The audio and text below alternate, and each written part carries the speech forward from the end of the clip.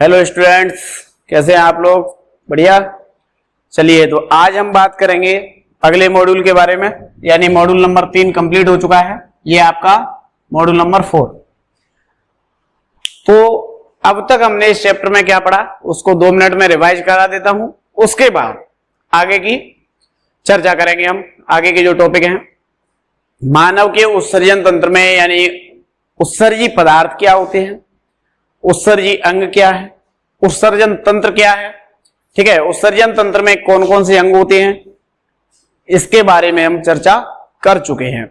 यानी उत्सर्जन तंत्र में वृक्क है, मूत्रवाहिनी है, मूत्राशय है और मूत्र मार्ग है, इनके बारे में हम चर्चा कर चुके हैं।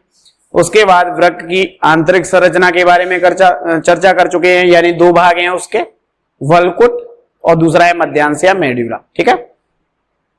उसके बाद जो यानी वृक्क में पाई जाने वाली वृक्क नलिकाएं हैं, जो संरचनात्मक और क्रियात्मक इकाई कहलाती हैं वृक्क की, जिनको हम नेफ्रॉन कहते हैं या वृक्काणु कहते हैं, उसके बारे में चर्चा कर चुके हैं। उसमें कौन कौन से भाग होते हैं, कितनी पाई जाती है, यानी 10 से 12 लाख कौन कौन से भाग होते हैं।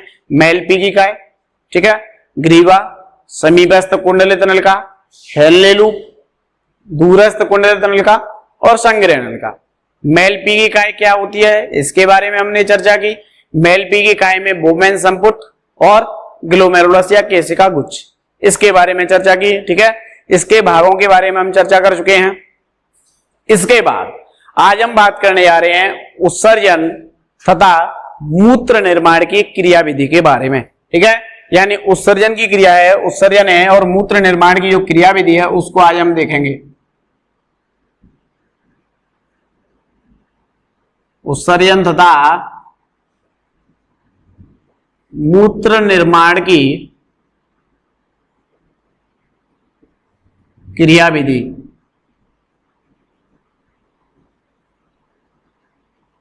ठीक है। देखिए, उत्सर्जन तथा मूत्र निर्माण की क्रिया विधि है। आपको पता है, मैंने आपको बताया था 2-4 साल करोड़ पहले, आपके शरीर में पाया जाता है यकृत, ठीक है। यकृत में यकृत कोशिकाओं के द्वारा, ठीक है, यकृत कोशिकाओं के द्वारा अमोनिया को परिवर्तित कर दिया जाता है, किसमें, यूरिया में, ठीक है। अमोनिया को किसमें परिवर्तित कर दिया जाता है, यूरिया में। यानी मूत्र के निर्माण में तो जो अमोनिया है, इस अमोनिया को अधिक जहरीली होती है, इसको कम जहरीला या कम विषैला बनाने के लिए यकृत कोशिकाओं के द्वारा इसको परिवर्तित कर दिया जाता है यूरिया में, ठीक है। ये यूरिया यकृत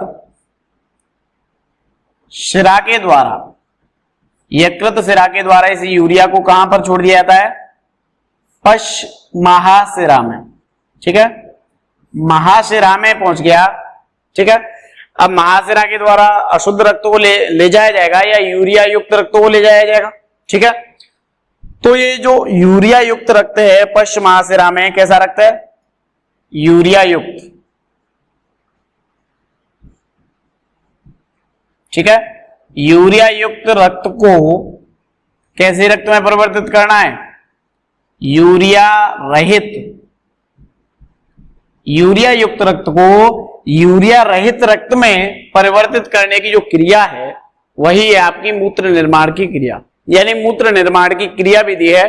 तो इसमें हम क्या करेंगे, यूरिया युक्त रक्त को यूरिया रहित रक्त में परिवर्तित करेंगे।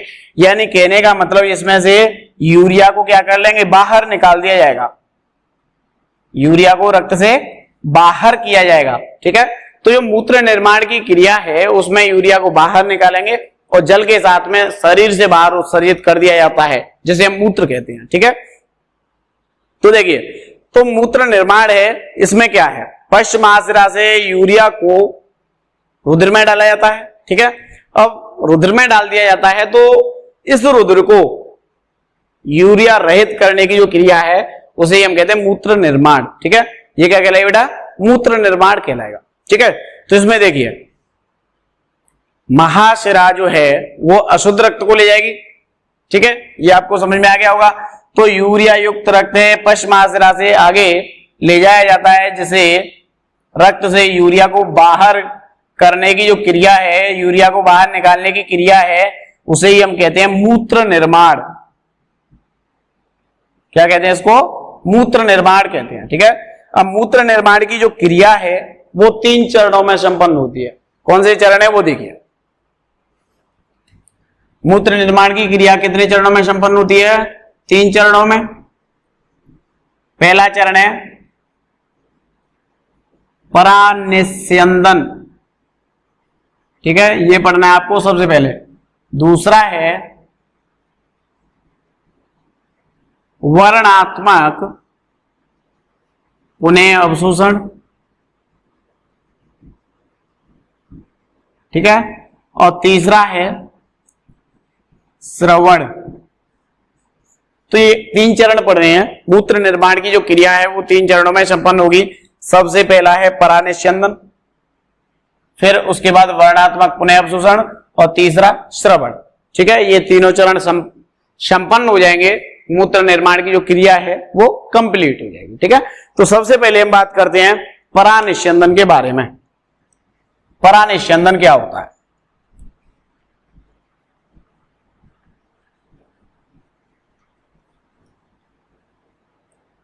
देखिए,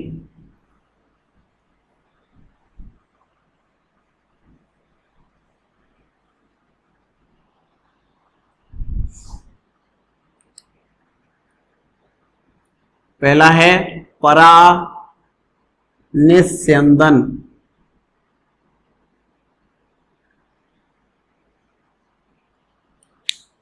ध्यान देने वाली बात है, यानी परानिस्यंदन है तो इसको अच्छे से समझना है आपको। पहले थोड़ा लंबा टॉपिक है, हल्का सा, लेकिन ज्यादा नहीं है, आप थोड़ा ध्यान दीजिए और समझ में आ जाएगा।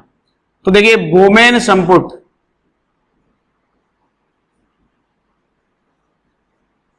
बोमेन संपुट की गुहा में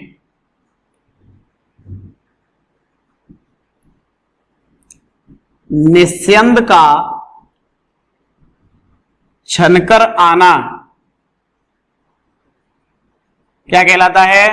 परानिस्यंदन कहलाता है। ठीक है, यानी कहने का मतलब यह है कि बोमेन संपुट की गुहा में वृक्क नलिकाओं के द्वारा जो छनकर के निस्यंद आता है, तो ये क्रिया है वो परानिस्यंद कहलाती है। ठीक है, इसमें क्या होता है? केशिका गुच्छ, ठीक है, और बोमेन संपुट की उपकला, केशिका गुच्छ और बोमेन संपुट की उपकला ये मिलकर के छलनी की तरह कार्य करती हैं। ठीक है, यानी केशिका गुच्छ और बोमेन संपुट की उपकला है, ये दोनों मिलकर के रक्त को छानने का कार्य करेंगी, यानी रक्त को छान करके उसको आगे निस्यंद को बनाने का कार्य करेंगे, स्थानांतरित करने का कार्य करेंगे। इसमें देखिए, ये जो बोमेन संपुट की उपकला है, इस उपकला में केशिका गुच्छ जो है, बोमेन संपुट है और केशिका गुच्छ है। इस केशिका गुच्छ में अन्य रक्त वाहिकाओं की अपेक्षा, अन्य रक्त वाहिकाओं की अपेक्षा 100 से 1000 गुना असंख्य छिद्र होते हैं। क्या होते हैं? 100 से 1000 गुना असंख्य छिद्र पाए जाते हैं। ठीक है, और ये छिद्र हैं वो छलनी के रूप में छानने का कार्य करेंगे। तो आपको यहां पर याद रखना है कि जो केशिका गुच्छ है, केशिका गुच्छ की भित्ति में अन्य रक्त वाहिकाओं की अपेक्षा 100 से 1000 गुना असंख्य छिद्र पाए जाते हैं। ये 0.1 माइक्रोमीटर व्यास के होते हैं। कितने होते हैं? 0.1 माइक्रोमीटर व्यास के होते हैं। ठीक है, तो ये क्या करेंगे? रक्त को छानने का कार्य करेंगे। अन्य जो रक्त वाहिकाएं हैं उनमें इतना नहीं है, इसमें अन्य की अपेक्षा 100 से 1000 गुना अधिक होते हैं और 0.1 माइक्रोमीटर व्यास के होते हैं। ठीक है, आपको समझ में आ गया होगा। अब इसमें देखिए क्या होता है आगे। अविवाही धमनी, अविवाही धमनी रक्त को लाने का कार्य करती है। ठीक है, अविवाही धमनी जो होती है वो रक्त को लाने का कार्य करती है, और अपवाही धमनी होती है ये रक्त को ले जाने का कार्य करती है। ठीक है, मैंने आपको बताया था 2-4 साल करोड़ पहले कि जो अविवाही धमनी है इसका व्यास जो होता है, इसका व्यास होता है अधिक। ठीक है, और अपवाही धमनी का व्यास कितना होता है, कम। ठीक है, यानी अविवाही धमनी का व्यास अधिक होता है, अपवाही धमनी का व्यास कम होता है। तो अविवाही धमनी से रक्त कितना आएगा, अधिक मात्रा में आएगा। अविवाही धमनी से रक्त अधिक मात्रा में आता है, और अपवाही धमनी से रक्त कम मात्रा में निकल पाता है। तो इससे क्या होगा, रक्त आ तो ज्यादा रहा है, अधिक मात्रा में आ रहा है। यहां पर देखिए, आपको एक संरचना के द्वारा समझाता हूं फिर से इसको यहां पर। ठीक है, यहां पर अविवाही धमनी है, इधर अपवाही धमनी है।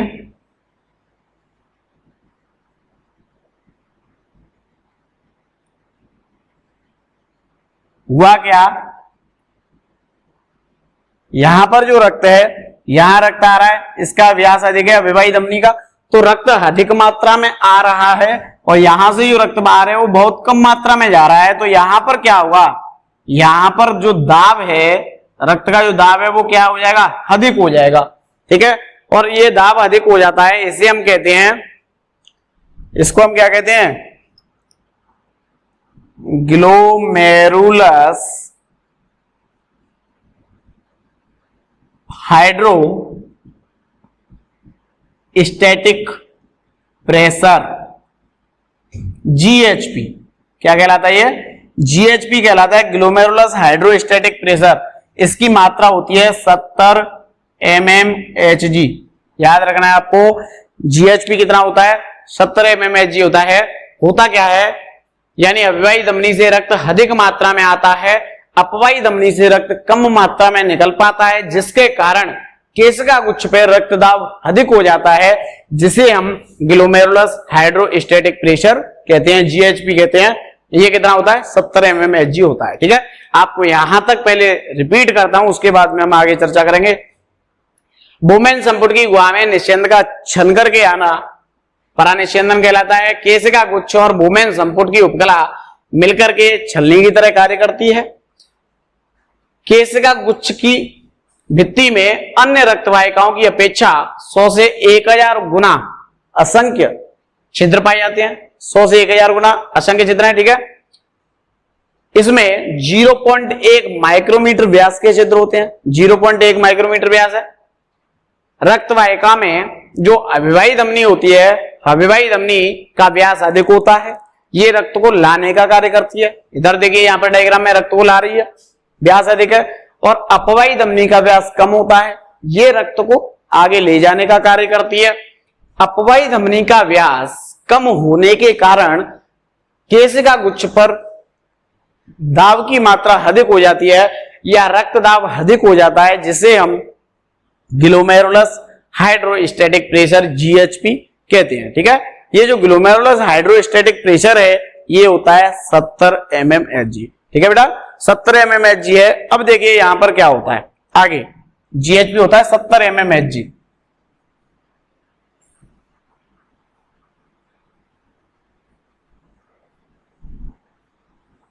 mmHg है। अब देखिए यहां पर रक्त छन रहा है, यहां पर निस्यंद आ रहा है, फिर यहां पर छन करके आएगा, लेकिन प्लाज्मा में घुले हुए पदार्थ तो छन के चले जाते हैं। कुछ पदार्थ रक्त में पाई जाने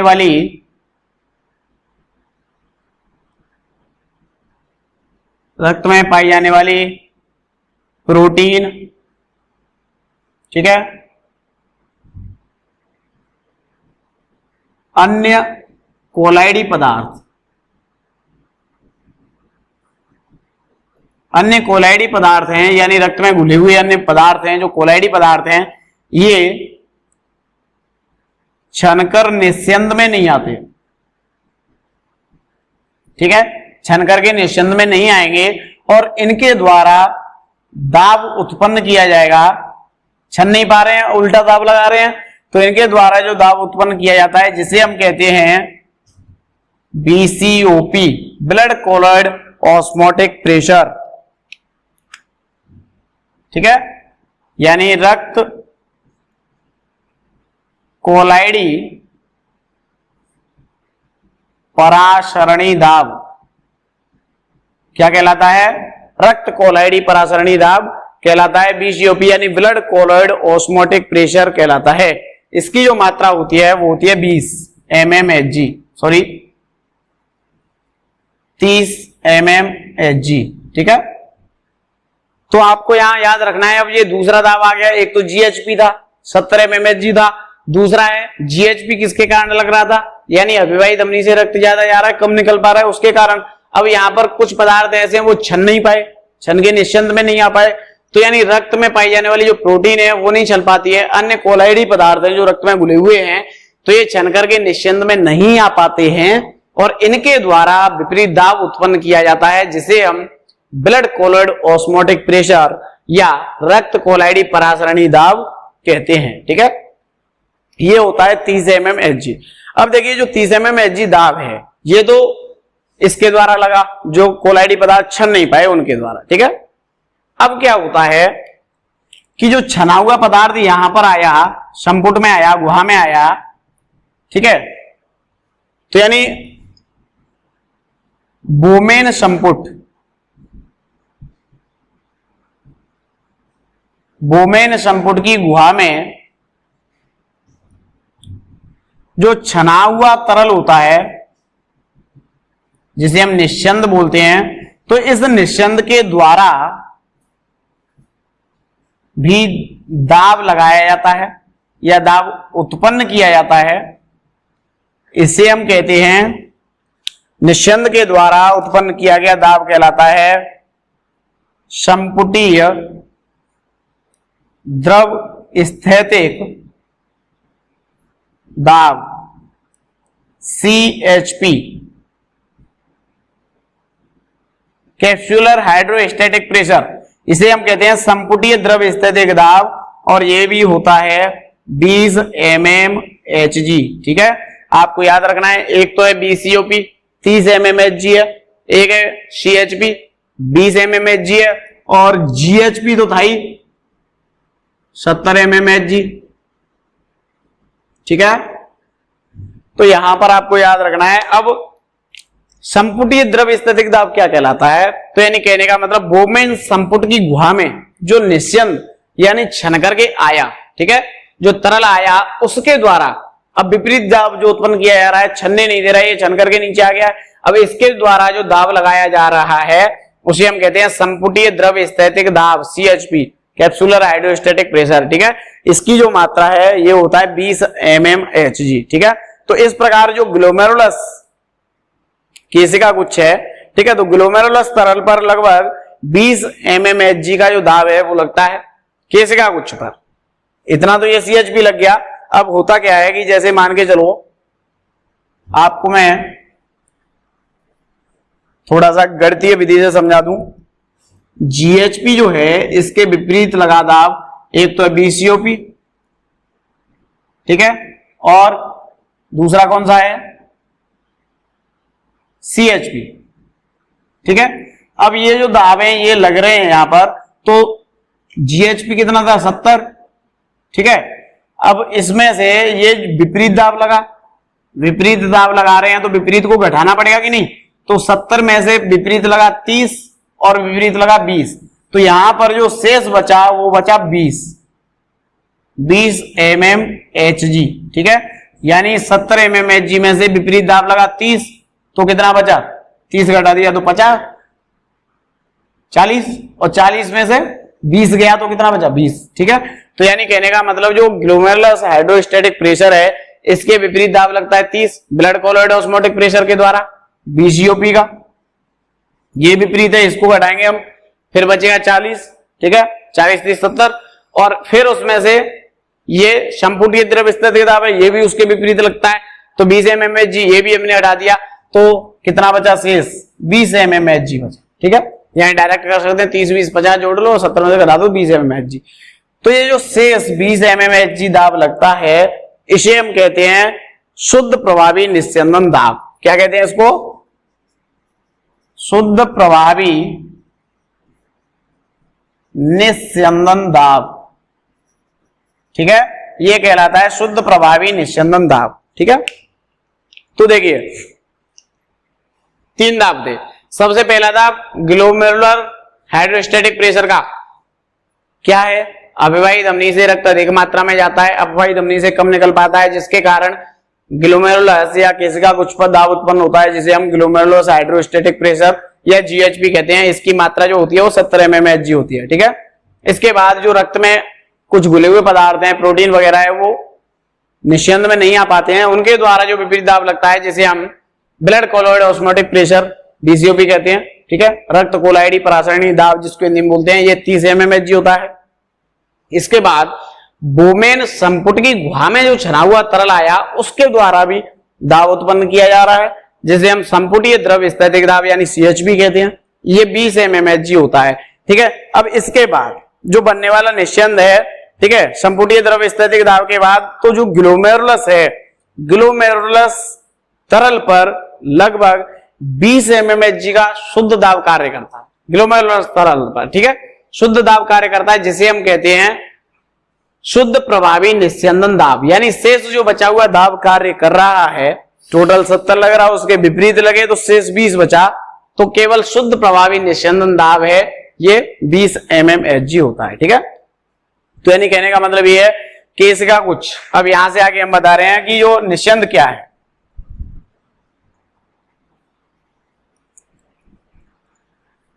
परानिस्यंदन आपको समझ में आ गया होगा कि किस तरीके से इस पर जो दाब लगता है वो कार्य करता है इस पर। ठीक है, अब जो निस्यंद है वो यहां पर आएगा, तो केशिका गुच्छ के द्वारा प्लाज्मा ग्लोमेरुलस, देखिए केशिका गुच्छ के द्वारा, केशिका गुच्छ उसके द्वारा छनता है प्लाज्मा। ठीक है, यानी प्लाज्मा में घुले हुए पदार्थ छनेंगे, प्रोटीन वगैरह तो आ ही नहीं पाती हैं, कोलाइडी पदार्थ नहीं आ पाते हैं, तो केशिका गुच्छ के द्वारा छना हुआ जो प्लाज्मा है, ठीक है, जो प्लाज्मा छन करके आता है, तो यानी कहने का मतलब है जो प्लाज्मा कहलाता है ग्लोमेरुलर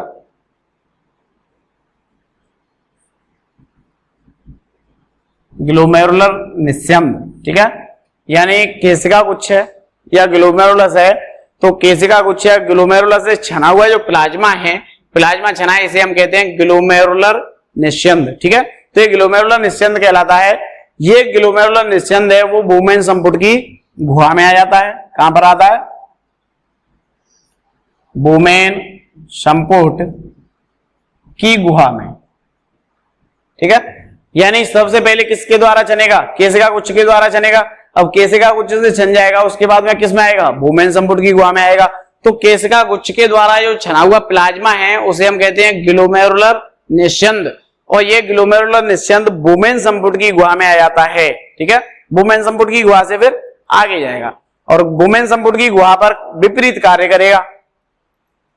ठीक है, अब यहां देखिए कि जो बोमेन संपुट की गुहा है, तो बोमेन संपुट की गुहा से छनकर निस्यंद आगे जाता है, इसे हम कहते हैं परानिस्यंदन, अल्ट्राफिल्ट्रेशन। परानिस्यंदन क्या है? यहां पर ये देखिए पहले आप, यानी केशिका गुच्छ के द्वारा छना हुआ प्लाज्मा ग्लोमेरुलर निस्यंद कहलाता है। ये बोमेन संपुट की गुहा में पहुंचता है, बोमेन संपुट की गुहा में पहुंच जाएगा। उसके बाद में छनने के बाद जो बचा हुआ निस्यंद है वो आगे जाता है, उसे हम परानिस्यंदन कहते हैं। ये क्रिया है इसको बनाने की, तो ये क्रिया क्या कहलाएगी? परानिस्यंदन कहलाएगी। ठीक है, अल्ट्राफिल्ट्रेशन। तो ये आपको यहां समझ में आ गया होगा। यहां पर परानिस्यंदन की जो क्रिया है वो पूर्ण हो जाती है, इसके बाद हम बात करेंगे वर्णात्मक पुनः अवशोषण पर। ठीक है, परानिस्यंदन कंप्लीट हो गया। सेकंड नंबर है वर्णात्मक पुनः अवशोषण। देखिए वर्णात्मक पुनः अवशोषण क्या है।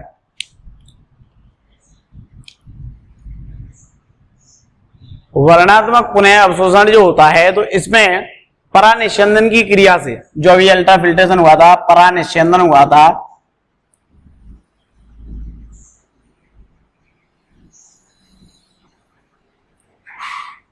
परानिस्यंदन की क्रिया से जो बनने वाला तरल है या निस्यंद है, इसमें यूरिया, यूरिक अम्ल ये तो होते ही हैं। ठीक है, इनके साथ साथ यानी ये हानिकारक पदार्थ हैं, इनके साथ साथ ग्लूकोज, वशीय अम्ल, उपयोगी पदार्थ भी आ जाते हैं। ठीक है, उपयोगी पदार्थ आ जाते हैं। तो इन उपयोगी पदार्थों को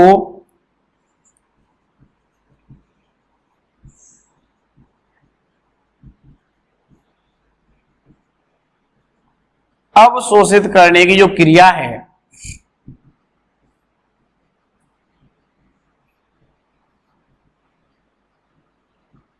उपयोगी पदार्थों को अवशोषित करने की क्रिया क्या कहलाती है? वर्णात्मक पुनः अवशोषण कहलाती है। कहने का मतलब यह है कि उसमें कुछ हानिकारक पदार्थ भी है, ठीक है, और कुछ लाभदायक पदार्थ भी है। हानिकारक पदार्थों को तो आगे निकालना है, मूत्र के साथ उत्सर्जित कर देना है, लेकिन जो उपयोगी पदार्थ हैं उनको तो शरीर में एब्जॉर्ब करना है, पुनः अवशोषित करना है, यानी उनको शरीर में ही रखना है। अब उपयोगी पदार्थ भी निकल जाएंगे तो फिर तो मामला गड़बड़ हो जाएगा, शरीर के लिए फिर हानि हो जाएगी। उपयोगी पदार्थ जब चले जाएंगे तो बीमारियां उत्पन्न हो जाएंगी। अब जैसे ग्लूकोज मूत्र के साथ चला जाता है तो डायबिटीज बोलते हैं, डायबिटीज होगी, तो ये नुकसानदायक बीमारियां हैं। फिर तो यानी कहने का मतलब ये है कि जो निस्यंद बनता है परानिस्यंदन की क्रिया के बाद, जो तरल है, इसमें यूरिया, यूरिक अम्ल जैसे हानिकारक पदार्थों के साथ साथ कुछ लाभदायक पदार्थ जैसे ग्लूकोज, वशीय अम्ल, एमिनो अम्ल आदि आ जाते हैं। ठीक है, तो इन उपयोगी पदार्थों को पुनः अवशोषित करने की जो क्रिया है, लाभदायक या उपयोगी पदार्थों को पुनः अवशोषित करने की क्रिया है, उसे हम कहते हैं वर्णात्मक पुनः अवशोषण। ठीक है, अब वर्णात्मक पुनः अवशोषण की जो क्रिया है वो वृक्क नलिकाओं में अलग अलग संपन्न होती है, अलग अलग भाग में अलग अलग संपन्न होती है। अब देखिए यहां पर कौन सी क्रिया किस तरीके से संपन्न होगी। ठीक है, कौन से पदार्थ का अवशोषण कहां पर होगा। तो वृक्क नलिकाओं में पुनः अवशोषण है। सबसे पहले हम बात करेंगे अवशोषण की जो क्रिया है वो है समीपस्थ कुंडलित नलिका में।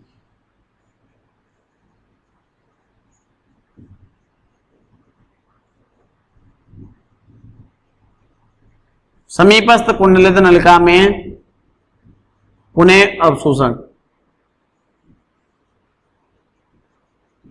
ठीक है, यानी समीपस्थ कुंडलित नलिका है, इसमें पुनः अवशोषण की क्रिया कैसे संपन्न होती है।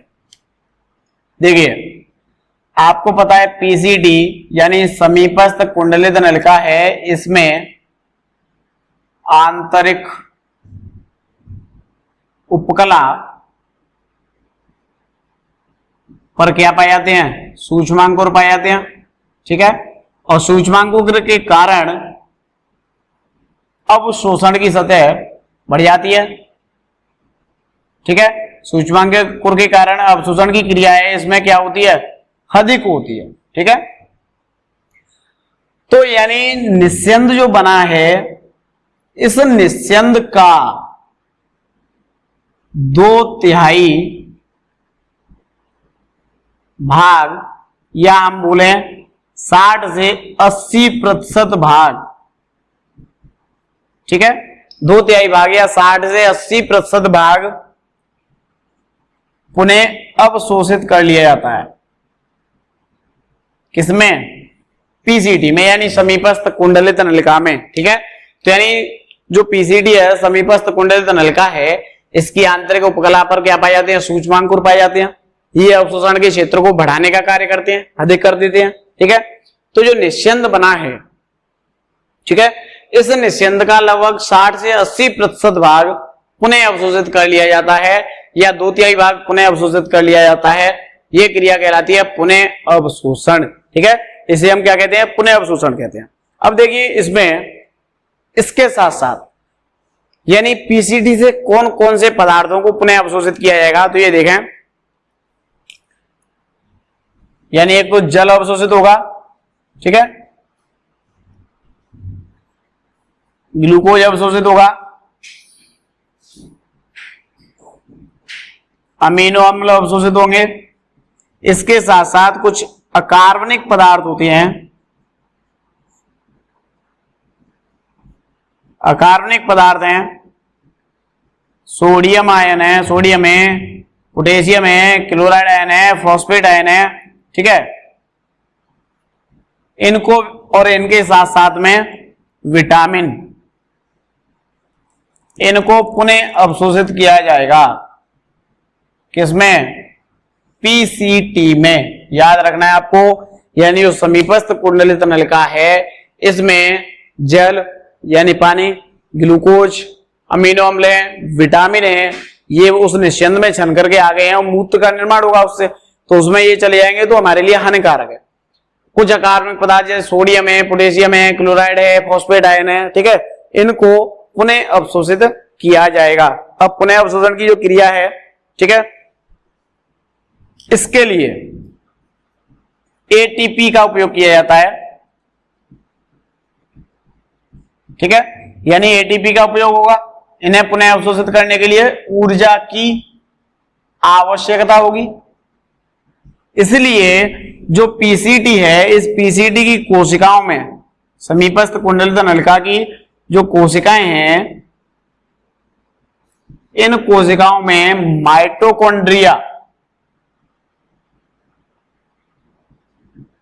माइटोकॉन्ड्रिया की जो संख्या है ये होती है अधिक। ठीक है, तो यानी कहने का मतलब ये है कि जो पीसीटी है, पीसीटी में एटीपी का उपयोग किया जाता है, ऊर्जा की आवश्यकता होती है पदार्थों को पुनः अवशोषित करने के लिए। तो समीपस्थ कुंडलित नलिका की कोशिकाओं में माइटोकॉन्ड्रिया है, इसकी संख्या अधिक होती है। क्यों?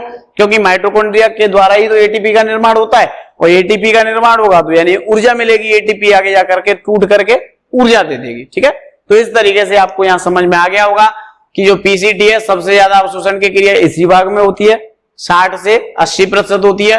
क्यों? सूक्ष्मांकुर पाए जाते हैं, अवशोषण के सतही क्षेत्रफल को बढ़ाने का कार्य करते हैं। क्या अवशोषित होता है वो आपके सामने है। ठीक है, और इनमें माइटोकॉन्ड्रिया की संख्या अधिक होती है। अब देखिए आगे,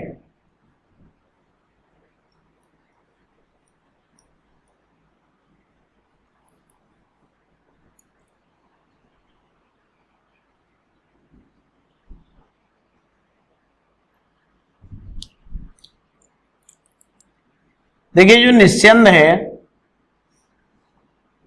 निस्यंद में से पदार्थों को क्या किया जाएगा? पुनः अवशोषित किया जाएगा।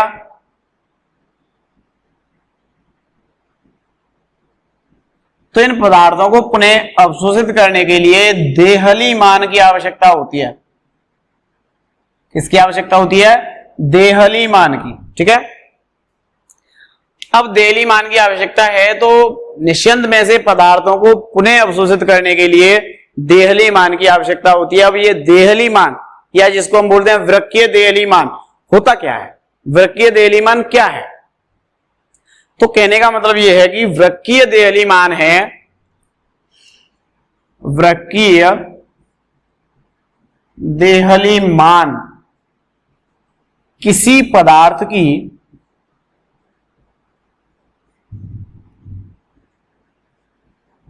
रक्त में अधिकतम मात्रा जिस पर उसे अवशोषित किया जाता है।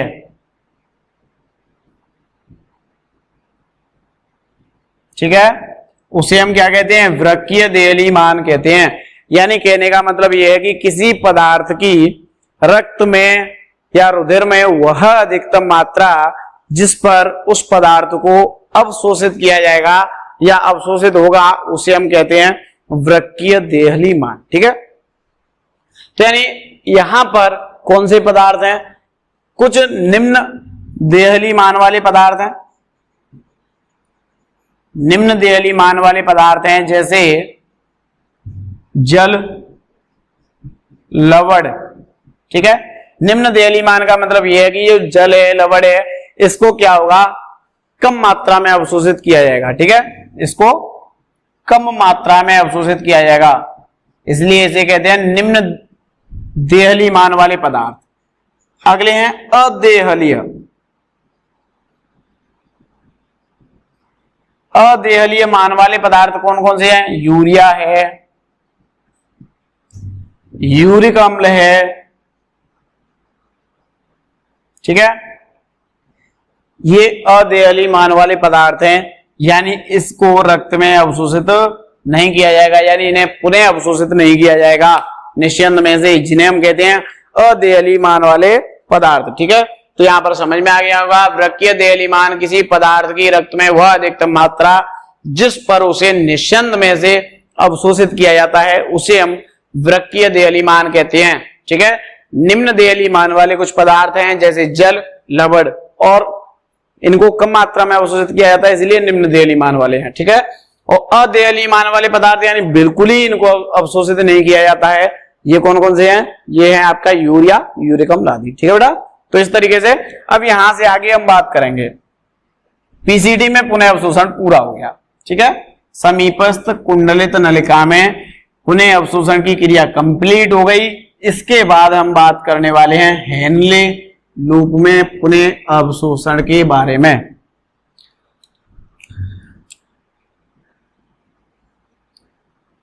हेनले लूप में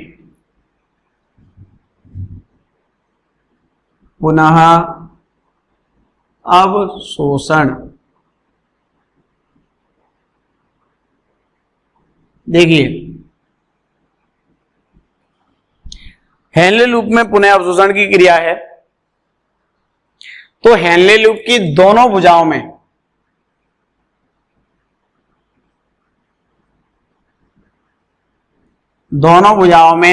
अवशोषण अलग अलग होता है। ठीक है, पहले हम पढ़ लेते हैं अवरोही भुजा में।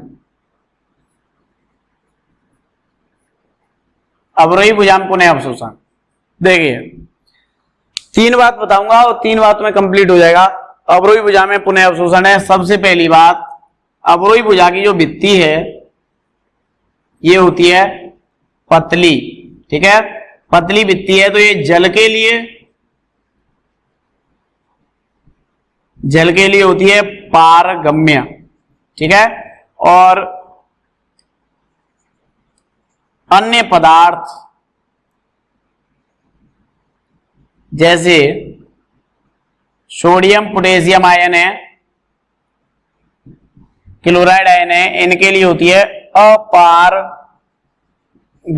ठीक है, जल के लिए पारगम्य है, अन्य पदार्थ सोडियम पोटेशियम आयन इनके लिए अपारगम्य है। ठीक है, यानी कहने का मतलब यह है कि इसकी भित्ति में से जल तो बाहर निकल सकता है, लेकिन सोडियम पोटेशियम आयन यहां से बाहर नहीं निकल सकते हैं। जैसे ये यू आकार की संरचना हेनले लूप है।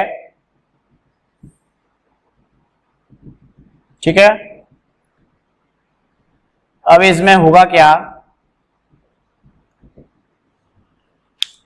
ये अवरोही भुजा है, ये जल के लिए तो क्या है पारगम्य, यानी H2O जल इसमें से बाहर आएगा, और सोडियम पोटेशियम आयन है, इनके लिए अपारगम्य, यानी इनमें से बाहर नहीं आ सकता।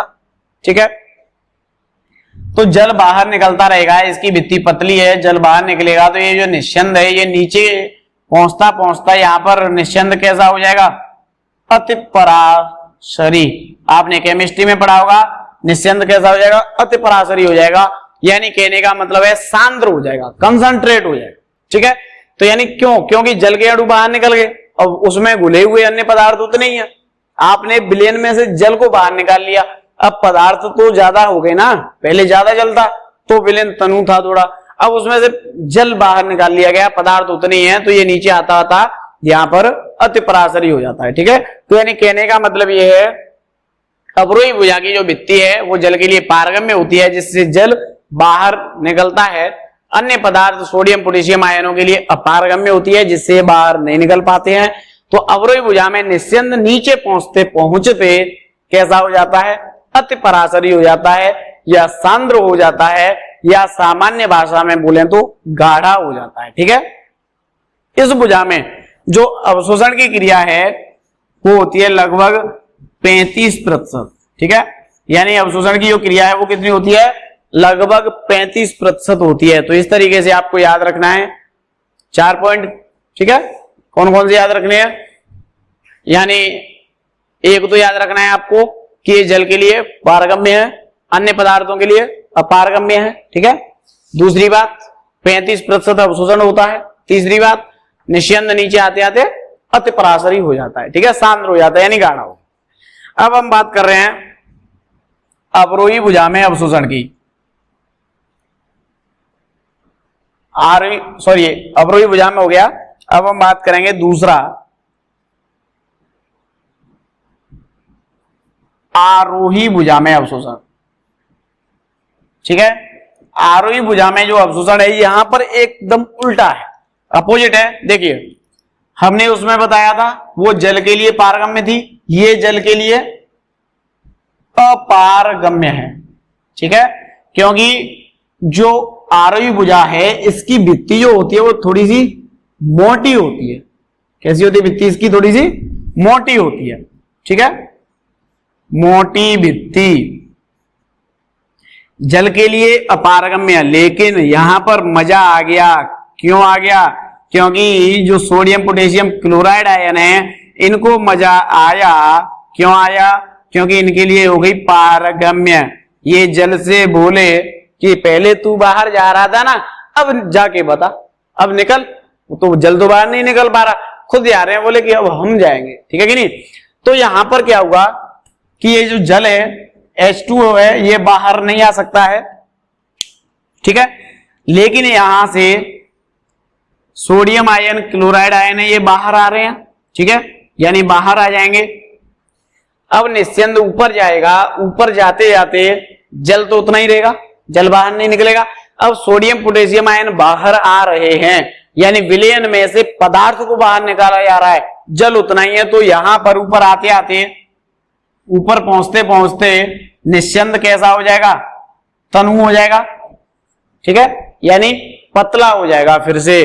तो यहां पर तनु हो जाएगा। कहने का मतलब यह है कि जो निस्यंद है वो कैसा हो जाता है? अल्प पराशरी। ठीक है, यहां पर कैसा था? अति पराशरी, यानी बहुत गाढ़ा था। यहां पहुंचते पहुंचते कैसा हो गया? अल्प पराशरी हो गया, यानी तनु हो गया। ठीक है, तनु किसी लड़की का नाम नहीं है, विलयन है तनु। ठीक है, तनु यानी पतला। ठीक है, तो याद रखना है कि जो आरोही भुजा है इसकी भित्ति मोटी होती है, जल के लिए अपारगम्य होती है, अन्य पदार्थ सोडियम क्लोराइड आयनों के लिए पारगम्य होती है, जिससे ये आसानी से बाहर निकल जाते हैं। और ऊपर निस्यंद जाता जाता कैसा हो जाता है? पतला हो जाता है। कहने का मतलब अल्प पराशरी हो जाता है। ठीक है बेटा, इसके बाद अब हम बात करेंगे दूरस्थ कुंडलित नलिका में पुनः अवशोषण की, और उसके बाद संग्रह नलिका में अवशोषण की। ठीक है, तो वर्णात्मक पुनः अवशोषण यहाँ कंप्लीट हो जाएगा। उसके बाद हम श्रवण की बात करेंगे और मूत्र निर्माण की क्रिया कंप्लीट हो जाएगी। फिर उसके बाद पढ़ेंगे मानव में उत्सर्जी अंग, और फिर उसके बाद जो नेक्स्ट टॉपिक आएगा वो हम पढ़ेंगे मानव में उत्सर्जन तंत्र से संबंधित रोग या विकार। ठीक है, तो यानी चैप्टर आगे बढ़ता हुआ जाएगा। आपके 4 मॉड्यूल कंप्लीट हो गए हैं, आप इनको घर पर अच्छे तरीके से तैयार करें। आज की कहानी यहीं तक। नमस्कार, धन्यवाद।